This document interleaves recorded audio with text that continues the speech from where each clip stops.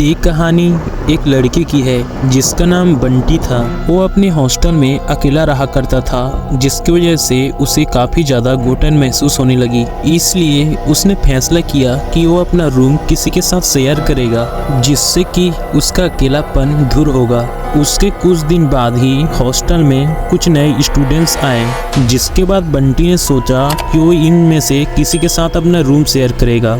तभी उसे एक लड़का दिखा जिसका नाम विक्रम था, जो कि एक कोने में चुपचाप बैठा था। फिर बंटी ने उसके पास जाके अपनी रूम शेयर करने वाली बात उससे की। विक्रम उसके रूम शेयर करने वाली बात पर राजी हो गया, जिसके बाद उसने अपना सारा सामान बंटी के रूम में शिफ्ट कर लिया और दोनों एक साथ रहने लगे। कुछ दिन बाद ही बंटी को विक्रम में कुछ अजीब सा लगने लगा, क्योंकि वो हमेशा चुपचाप ही रहता था और हमेशा एक कोने में बैठकर वो खुद से ही बातें करते रहता था। और कुछ दिनों के बाद बंटी अपने कमरे में सोया हुआ था। तभी अचानक आधी रात में उसकी आंख खुली तो उसने देखा कि विक्रम अपनी स्टडी टेबल में बैठा हुआ था। बंटी को लगा कि वो देर रात तक पढ़ाई कर रहा है। उसके बाद बंटी ने जो देखा उससे उसका शरीर कांपने लगा, क्योंकि विक्रम अपने स्टडी टेबल में कुछ स्टडी नहीं कर रहा था, बल्कि वो कुछ पैरानॉर्मल एक्टिविटी कर रहा था और उसकी आवाज़ काफ़ी ज़्यादा डरावनी लग रही थी। ये सब देखकर बंटी और ज़्यादा डर से कांपने लगा, लेकिन बंटी ने विक्रम को ये पता नहीं चलने दिया कि उसने उसे देख लिया है। उसने अपनी आंख बंद कर लिया और सोने का नाटक करने लगा।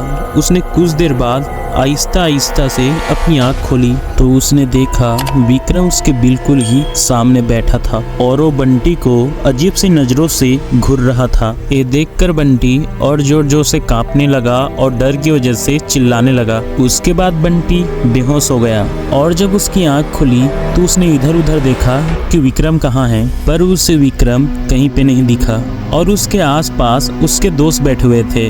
बंटी के दोस्तों ने बंटी को रात में चिल्लाने की वजह पूछी तो बंटी ने बताया कि रात में विक्रम अपनी स्टडी टेबल पे कुछ ब्लैक मैजिक कर रहा था और वो काफी ज्यादा डरावनी तरीकों से गुर्रा रहा था। अब बंटी की ये बात सुनकर उसके फ्रेंड आपस में ही खुसुर फुसुर करने लगे, क्योंकि अब जो बात उसे उसके दोस्त बताने वाले थे वो काफी ज्यादा खौफनाक थी। उसके दोस्तों ने बताया कि इस हॉस्टल में विक्रम नाम के किसी भी लड़के ने एडमिशन नहीं लिया है और तुम तो अकेले रहते हो, फिर ये विक्रम कौन है? अब इतना सुन के मानो बंटी के पैरों तले जमीन खिसक गई हो। उसे उनकी बातों पे यकीन ही नहीं हो रहा था। बंटी इस घटना की वजह से काफी ज्यादा सदमे में चला गया, जिससे कि उसे उबरने में काफी वक्त लगा।